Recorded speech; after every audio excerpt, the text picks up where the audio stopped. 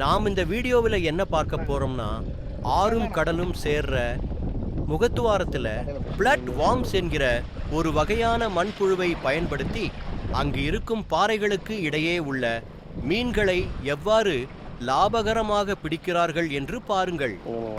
எப்படி போக முடியும்?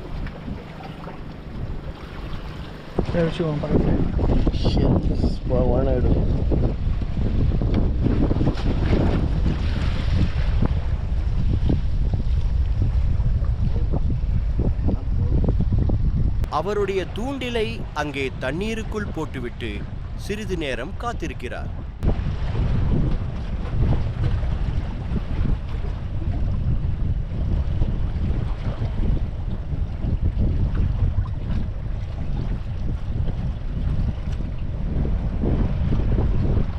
அப்பொழுது அவர் தூண்டில் ஒரு சிறிய வகையான உடன் மீன் மாட்டிய உள்ளது.